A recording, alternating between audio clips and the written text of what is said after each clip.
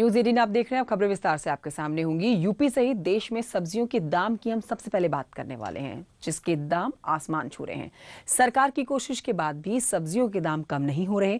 हमारे संवाददाता अलग अलग शहरों में जाकर जमीनी हकीकत को समझने की कोशिश कर रहे हैं कि आखिर सब्जियों के दाम क्यों कम नहीं हो रहे। लखनऊ, मेरठ, वाराणसी से ये रिपोर्ट देखिए।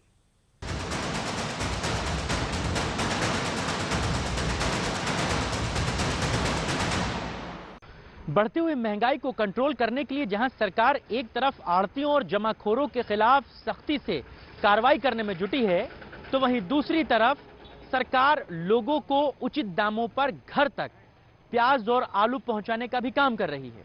लेकिन इन सब के बीच में सच्चाई यही है कि बढ़ती महंगाई ने लोगों के बजट को बिगाड़ दिया है। टमाटर हो, प्याज हो या फिर आलू, हर हरी सब्जी पे इस महंगाई का असर सीधे तौर पर पड़ता नजर आता है। दुकानदार इस पूरी बढ़ती हुई महंगाई के पीछे मौसम और आड़तियों को जिम्मेदार मानते हैं। वो कहते हैं कि मौसम की बेतरतीब तब्दीलियां और आड़तियों की जमाखोरी से महंगाई अचानक बढ़ जाती है, जिससे लोगों को दिक्कतों का सामना करना पड़ता है। सब्जियां तो भैया इस समय तो हरी सब्जियां कुछ रेट डाउन हो रहा है, लेकिन आलू, प्याज, टमाटर के रेट में कमी नहीं आ रही है। उनका रेट जो चढ़ा हुआ है तो वहीं पे टिका हुआ है। जो करीबन 20 दिन से ज़्यादा हो गए कि 1 रुपए की उतार नहीं आ रहा, खाली चढ़ाओ। जैसे प्याज बिक रहा है 70 रुपए किलो, आलू बिक रहा है 40 रुपए किलो, नया आलू बिक रहा है 70 रुपए किलो, टमाटर 50 रुपए किलो, 60 रुपए किलो।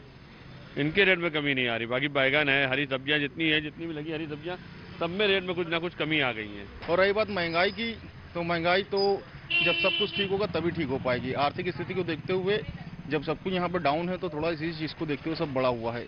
महंगाई यही है कि जब थोड़ा समझ के सब कुछ सही करना पड़ेगा तभी जाके कहीं कुछ कंट्रोल होगा। उत्तर प्रदेश के मुख्यमंत्री योगी आदित्यनाथ ने स्पष्ट निर्देश दिए हैं, सख्त निर्देश दिए हैं कि जमाखोरों की खैर नहीं, जमाखोरों पर कड़ी कार्रवाई की जाएगी। सबसे ज़्यादा प्याज की कीमतें माथे पर शिकन ला रही हैं। प्याज की कीमतें 60 रुपये से लेकर 80 रुपये प्रति किलो तक है, तो वहीं आलू की कीमतें 50 रुपये से लेकर 70 रुपये प्रति किलो तक है। इसके अलावा टमाटर की कीमतें भी आसमान छू रही हैं। साथ ही साथ जो हरी सब्जियां हैं उनके दाम भी आसमान पर हैं। शिमला मिर्च, हरी मटर तो बस लोग पाव पाव भर ही ले जा रहे हैं। मैं इस वक्त एक सब्जी की दुकान पर मौजूद हूं और आप यहां की तस्वीरें देखिए। यहां सब्जियां तो नज़र आ रही हैं, आलू, प्याज, टमाटर और विभिन्न सब्जियां हैं, हरी सब्जियां ये सब रखी हुई हैं। दुकानदार परेशान है कि ग्राहक नहीं आ रहे हैं। अब देखिए इस दुकान पर एक भी ग्राहक अभी फ़िलहाल नहीं आया है। एक शख्स अभी आए हैं, उन्होंने मात्र यहाँ से 1 किलो आलू खरीदा है और आधा किलो प्याज खरीदा है और हरी सब्जियों के नाम पर सिर्फ धनिया खरीदी है। हर सब्जी के रेट बहुत ज़्यादा है, जिसमें किसान को कुछ नहीं मिलता और बेचने वाले को कुछ नहीं मिलता। ये सब जमाखोर खा रहे हैं। इनका मुख्यमंत्री से मेरी यही गुजारिश है कि जमाखोरों के खिलाफ अच्छा एक्शन लिया जाए, ताकि जो लॉकडाउन के बाद लोगों को परेशानी आई है, पैसे नहीं है, नौकरियां छूट गई हैं या सैलरी आधी चौथाई हो गई है, वो अपना काम कैसे चलाएंगे। बहुत महंगाई हो रही है जी, बहुत लाले पड़ रहे हैं खाने के भी। तो गुहार क्या लगाते हैं सरकार से? सरकार से वो इन पर शिकंजा कसा जाए बढ़िया करके। दुकानदार हताश हैं, निराश हैं कि ग्राहक आ नहीं रहे हैं। ग्राहक परेशान है कि सब्जियों के दाम ज़मीन पर आ नहीं रहे हैं। तो खुश कौन है? क्या खुश जमाखोर हैं? अगर जमाखोर प्याज और आलू को जमा करके खुश हो रहे हैं तो उनके खुशी के दिन जाने वाले हैं, क्योंकि मुख्यमंत्री योगी आदित्यनाथ ने सख्त निर्देश दे दिए हैं कि जमाखोरों की अब खैर नहीं। जमाखोरों पर शिकंजा कसेगा और सब्जियों के दाम आसमान से ज़मीन पर आएंगे। कैमरा पर्सन अभिषेक शर्मा के साथ उमेश श्रीवास्तव, न्यूज़ 18 मेरठ। सर्दियों की दस्तक के साथ सब्जियों के जो दाम होते हैं वो गिरने शुरू हो जाते हैं और कहा जाता है कि आलू और प्याज तो हमेशा इतना सस्ता होता है कि एक गरीब भी खा सके, लेकिन इस साल आलू और प्याज का दाम ऐसा चढ़ा है कि अब वो उतरने का नाम भी नहीं ले रहा है। इस वक्त भी वाराणसी के फुटकर जो दुकानें हैं आलू प्याज की और जो ठेले हैं, वहाँ पर 60 रुपये किलो करीब प्याज बिक रही है और 40 रुपए किलो पुराना आलू है और 45 से 50 के बीच में नया आलू है, जबकि ये वो वक्त होता है जब आलू प्याज के दाम इससे आधे कीमत पर होते हैं। लेकिन फिलहाल इस बार जो आलू प्याज में महंगाई का तड़का लगा है वो अभी भी कम होने का नाम नहीं ले रहा है, जिसकी वजह से आम आदमी के किचन का बजट गड़बड़ा गया है। कैमरा पर्सन पंकज सिन्हा के साथ उपेंद्र द्विवेदी, न्यूज़ 18 वाराणसी। यूपी रोजगार देने में सबसे आगे, 23 लाख से ज्यादा लोगों को रोजगार कोरोना संक्रमण काल में यूपी में मिला। रोजगार देकर यूपी ने बनाया रिकॉर्ड। कोरोना काल में 5,81,000 नई इकाइयां खड़ी हो गई हैं। एमएसएमई के माध्यम से रोजगार देने में टॉप 5 में यूपी।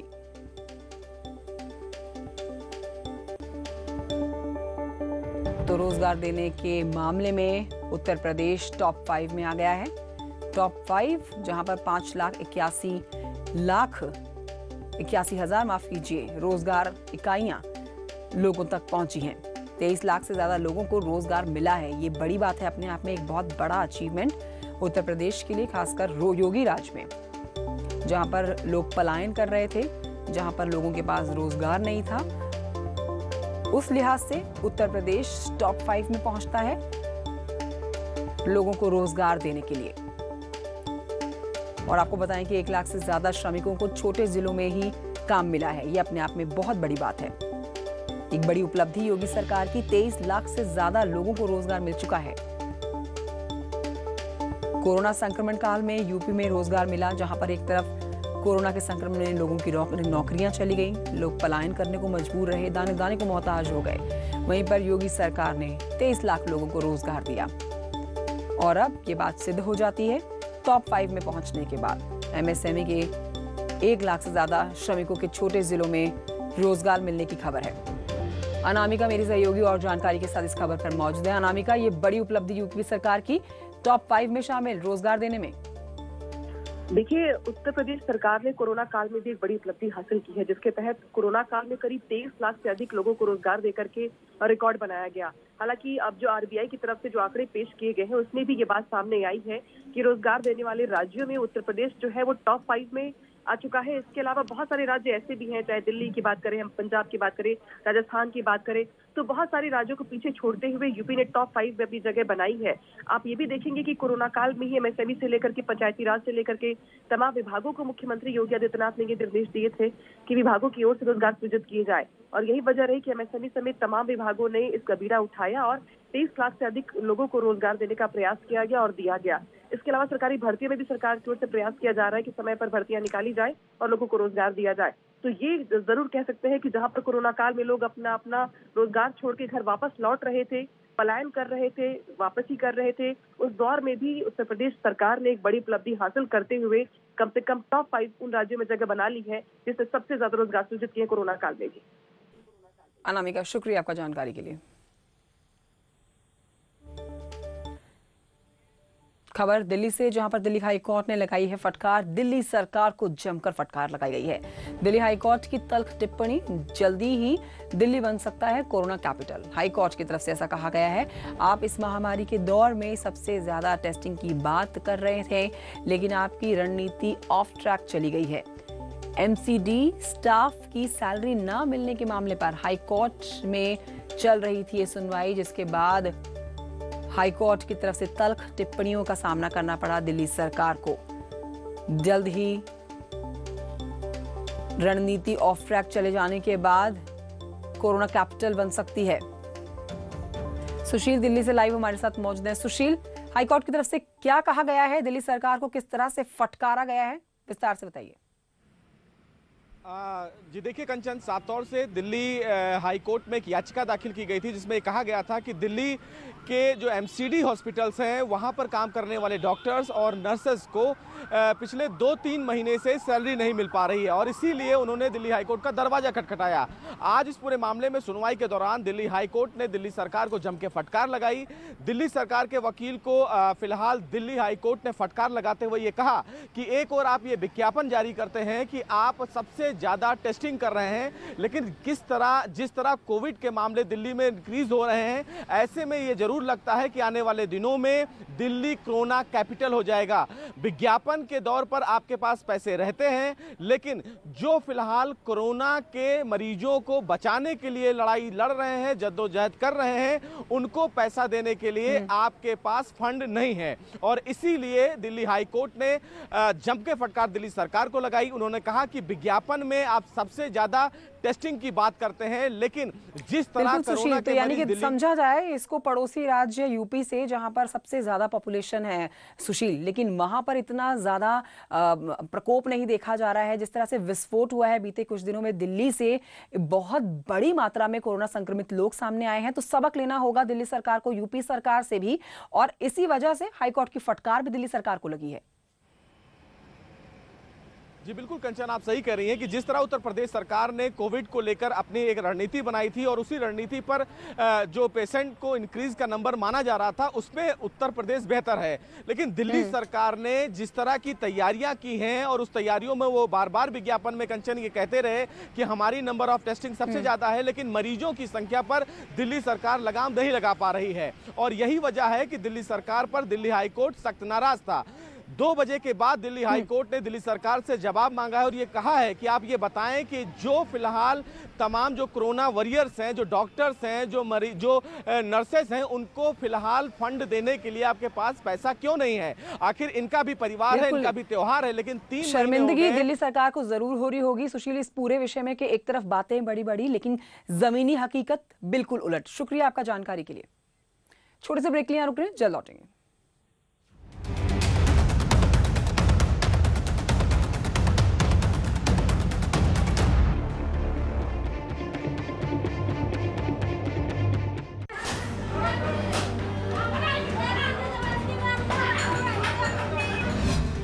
लखनऊ में जोरदार हंगामा।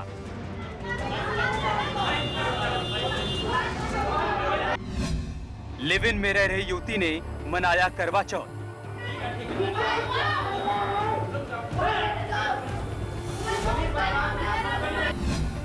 लड़की के परिजनों को मंजूर नहीं।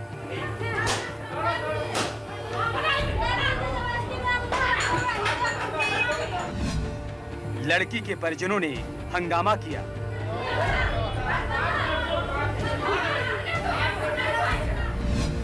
लड़की के परिजनों ने दोनों को मारा पीटा।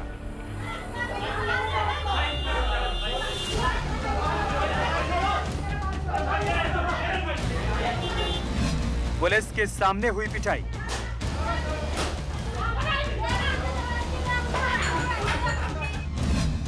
कानपुर की फिरदौस और कौशिक यादव की कहानी। क्या धर्म अलग अलग होने पर लड़का और लड़की अपनी मर्जी के साथ नहीं रह सकते?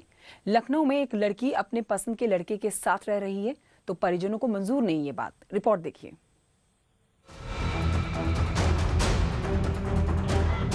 हंगामे की इन तस्वीरों को देखकर आप समझ गए होंगे कि लड़की के परिजन कितने गुस्से में हैं। दरअसल कानपुर की एक लड़की फिरदौस एक लड़के कौशिक यादव के साथ लिव इन में रहती है। कल पूरे देश में महिलाओं ने करवा चौथ मनाया, सो इस लड़की ने भी करवा चौथ का व्रत रखा था। जानकारी मिलते ही लड़की के परिजन कानपुर से लखनऊ धमकते हैं और मारपीट शुरू कर देते हैं। लड़की के परिजन लड़के और लड़की दोनों को पुलिस के सामने ही पीटते हैं। साथ ही पुलिस के सामने काफी देर तक हंगामा होता रहता है और पुलिस वाले मूक दर्शक बनकर देखते रहते हैं। थाना इंदिरा नगर की अरविंदो चौकी में काफी देर तक हंगामा होता रहता है। इसके बाद युवती अपने भाई और परिजनों के खिलाफ पुलिस में तहरीर दी। बाद में पुलिस ने लड़की के भाई रेहान को हिरासत में लिया है। सवाल है कि क्या धर्म अलग होने से दो प्यार करने वाले एक दूसरे के साथ नहीं रह सकते? हमारा संविधान तो इसकी इजाजत देता है। Bureau report, news 18।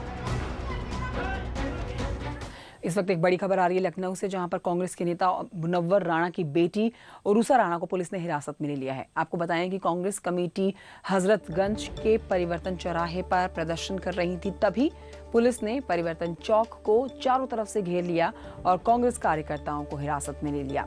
कांग्रेस प्रदेश अध्यक्ष अजय कुमार लल्लू के निर्देश पर यह प्रदर्शन किया जा रहा था। दरअसल परिवर्तन चौक चौराहे से विधानसभा तक उत्तर प्रदेश सरकार के खिलाफ महिला उत्पीड़न के विरोध में महानगर कांग्रेस कमेटी प्रदर्शन कर रही थी, जिसमें मुनव्वर राणा की बेटी उरूसा राणा भी शामिल होकर प्रदर्शन कर रही थी।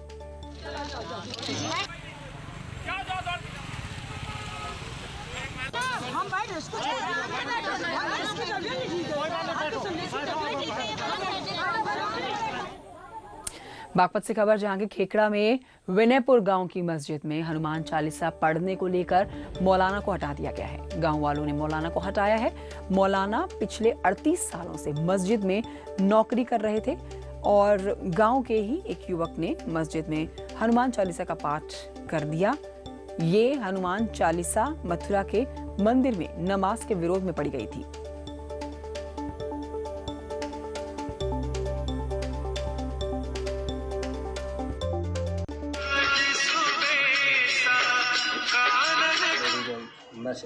वो फ़ोन नंबर है, फ़ोन से जो है वो हाफिज जी विनयपुर, मैं बसोद का रहने वाला। कौन सी मस्जिद में हैं आप? यहाँ हमारे यहाँ एक ही मस्जिद है, मस्जिद निजामुद्दीन। कौन से गांव है ये? विनयपुर। अच्छा, आप कितने साल से मस्जिद में हैं? मुझे यहाँ से 1982 में मैं आया था, तकरीबन 40 साल के करीब हो गया होगा। अच्छा, आज एक प्रकरण आया है कि मतलब उन्होंने आपसे इजाज़त ली और उसके बाद वो वहाँ पे बैठ के एक तरह से प्रार्थना या इबादत कर रहे हैं जी, तो आपसे पूछ के बैठे हैं? हाँ, वो मेरे से पूछ कर आया कि मैं यहाँ बैठ सकता हूँ। मगर सबके लिए, हिंदू मुस्लिम के लिए सबके लिए मस्जिद होती है। तो उन्होंने वो अपने हाथ पैर मुँह धोए और थोड़ी देर बैठ के चले गए। और आप पहचानते हैं उन्हें? हाँ जी, वनपाल है। पहले भी आते रहे हैं? वो बराबर आते जाते हैं बेचारे। अच्छा, उनका इबादत करने का तरीका जो भी है, चाहे वो हिंदू तरीके से हो या मुस्लिम तरीके से हो, आपको आपत्ति है कोई? नहीं, हमें कोई आपत्ति नहीं। कोई कार्रवाई? सर, कोई कार्रवाई नहीं जी।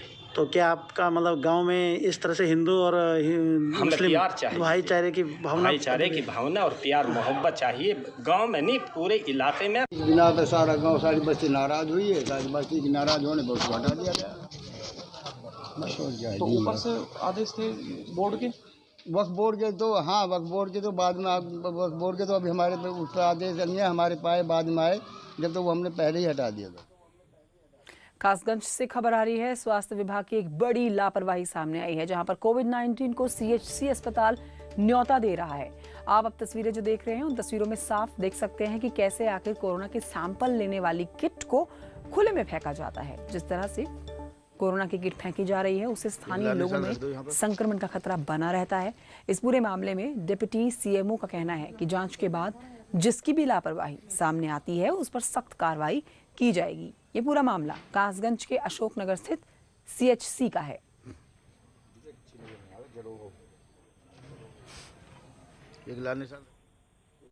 वहाँ कुछ समस्याएं थी, उसी वजह से वहाँ के अधीक्षक को चेंज किया गया। नहीं, इतनी सारी किटें पड़ी हुई जो कि लोगों के लिए घातक सिद्ध हो सकती हैं भविष्य में। सैंपलिंग किटें हैं और साथ में उनकी जो नाक में सिलाई डाली जाती है वो भी पड़ी हुई है। ऐसा कोई मामला संज्ञान में लिया है, अगर ऐसा कुछ है तो उसकी जांच कराई जाएगी और उन्हें सख्त निर्देश दिए जाएंगे, उनका नियम के तरह उसका डिस्पोजल। एक ब्रेक, जल्द लौटेंगे।